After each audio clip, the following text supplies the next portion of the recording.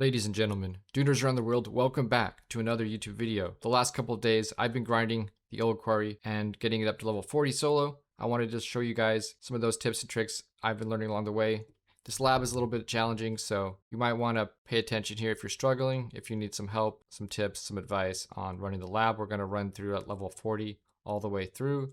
I'm also going to show you some clips of things that can go right or wrong depending on the situation. You guys can see here that my build is actually not very good per se. I'm only about level 84 in combat, only level 16 in sabotage, so I don't have a lot of the great perks that you want to run these with. You could definitely have better at this point. I went into crafting first, as you can see. I also don't really have any of my armor augmented. My armor is tier 3 to 5. I don't even have any pincushion pieces here. I'm running all light armor. This is usually my daily quest armor set, so it's not very optimal.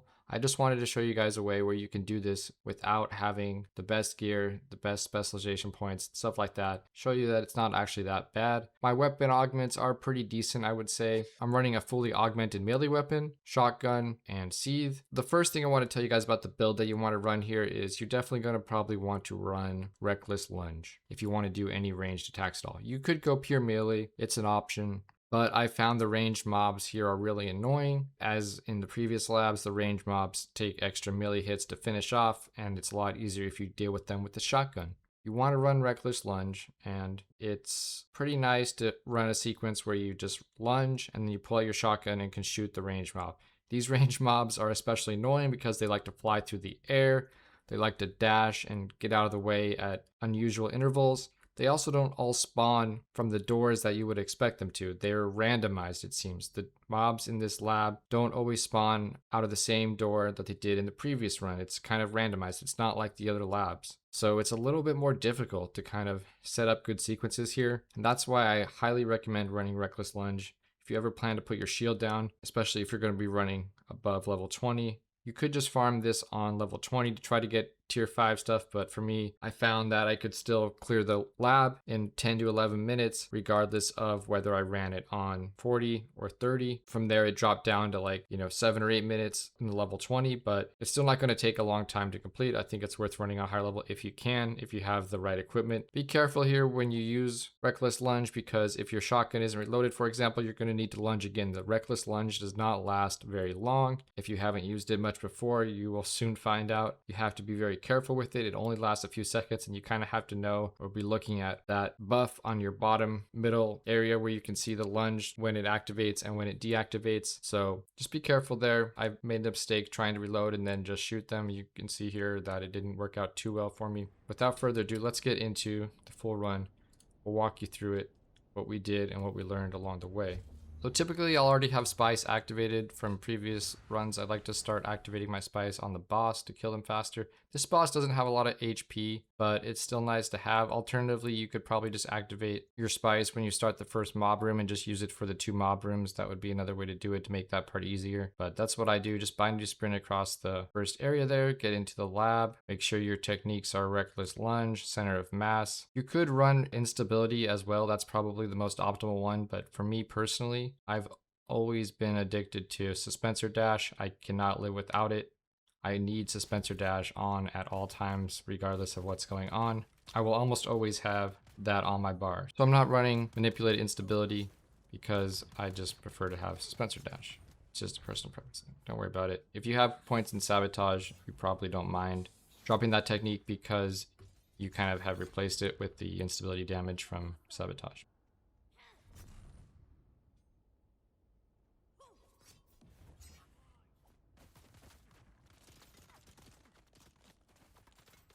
This run also is not one of my best. As you see, there's some struggles here that occurred and slowed us down a bit. I wanted to showcase that as well, just to show you guys some of the situations where I have to escape and I have to retreat because I'm in an awkward position.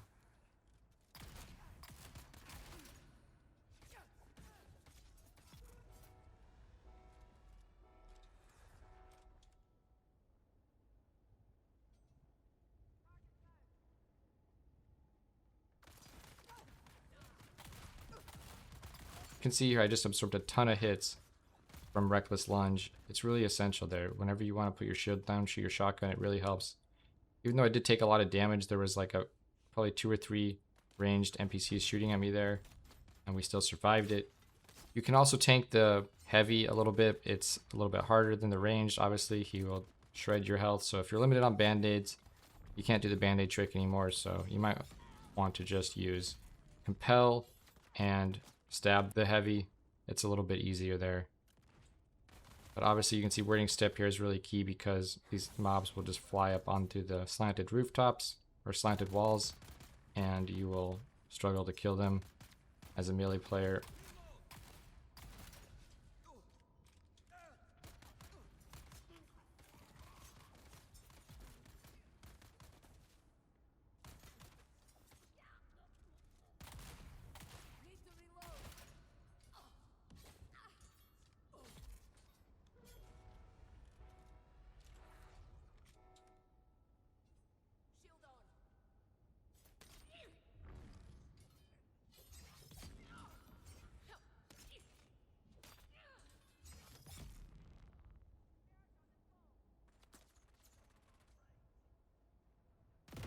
The burning barrels in the first room are pretty annoying, so watch out for those. They can definitely cost you.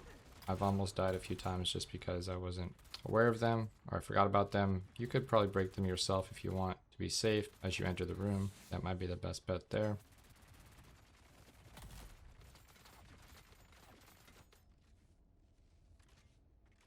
As you can see here, I'm just compelling the heavy because I prefer to kill them with the melee weapon. However, already you can see because of my specialization points, I don't have enough damage to 3-tap the heavy, so it's going to take one more in this case.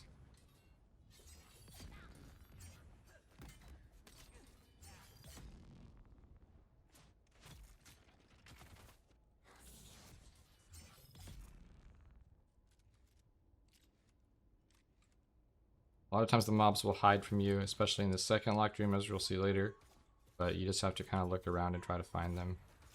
It might help if you're spiced, so like I said, I'd probably recommend spicing through these rooms, especially the first room. It's really nice to have spice in this room because this is definitely, I would say, the more difficult room of the two. I like to put Shigawire back on through this room here, take Compel off and just switch Shigawire out.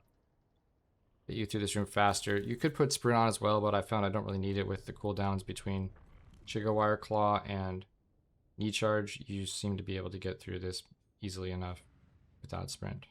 Plus Sprint has a long cooldown, so taking off your bar can be a problem as well. Now we are past regrets. I see you more closely now. I have so many eyes. What they see, I see.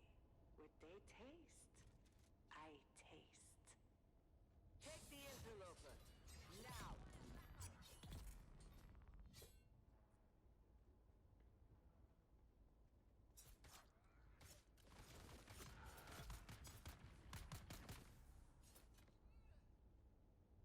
See here, there's a lot of glitches with wording step. These mobs fly all over the place. They end up at weird positions.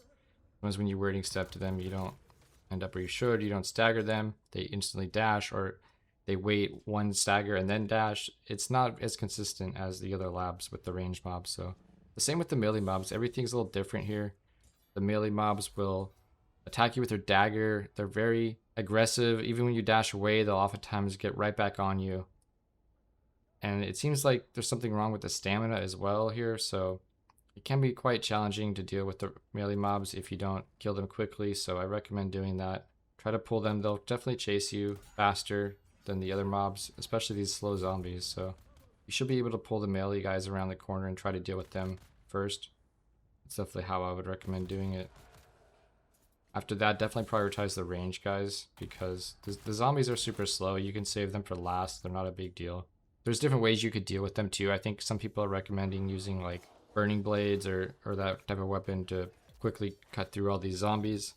That would be a recommendation I would probably make. I haven't tried it myself because I prefer the rapier for most things, but I've also tried using my shotgun. You are going to be limited on stamina, so sometimes switching to the shotgun can help. But as you'll see in the last wave here, there's another technique I'm going to show you guys to help deal with large groups of zombies.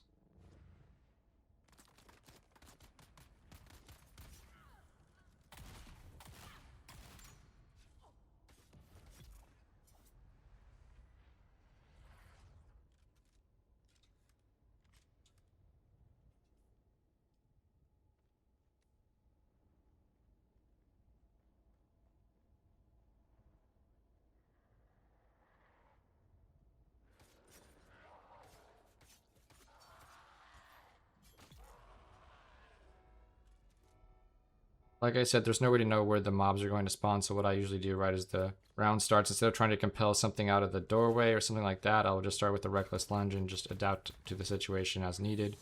Whether it's a melee guy and I start stabbing him, or whether I lunge and then weirding step and start shotgunning a ranged NPC, is entirely based on the situation you find yourself in.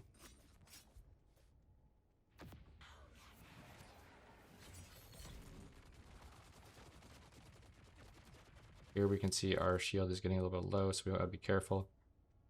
You can just lunge to try to tank it, but sometimes I've noticed I will mess up with lunge, forget to press sprint, or do it the opposite way and I'm walking, and then you're already dead in a second as soon as your shield goes down. So you gotta be careful. Even though you do have reckless lunge, you have to watch out here. So what I like to do on this final round is swap some abilities out. Once I've cleared some of the ranged NPCs or pulled the zombies away from the heavy, just go ahead and throw on collapse grenade, regular explosive grenade, and pull out your ancient way.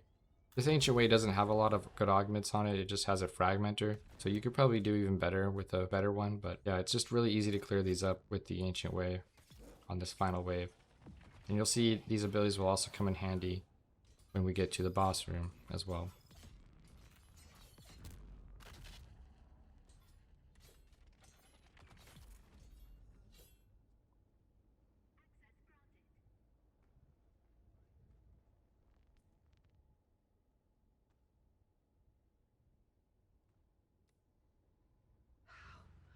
How dare you?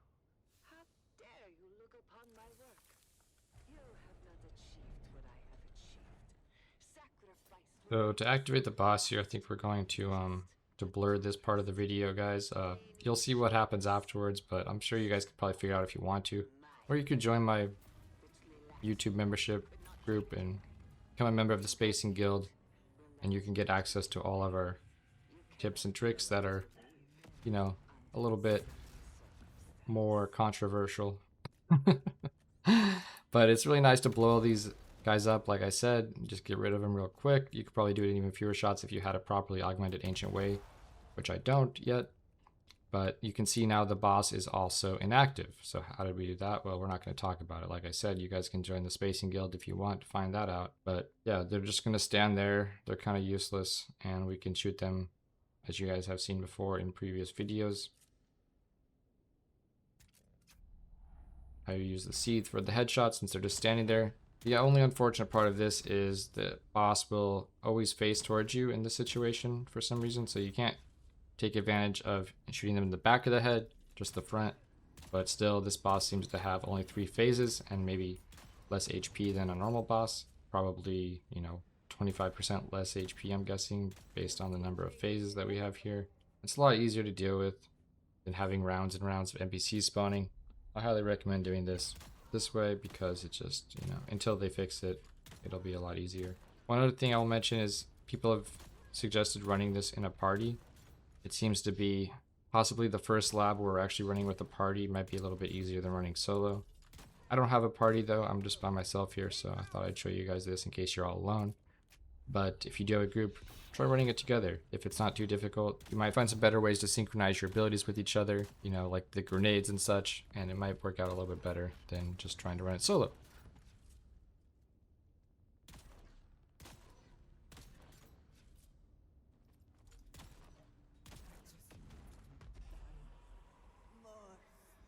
So that's pretty much it for you guys. Hope you guys enjoyed the video.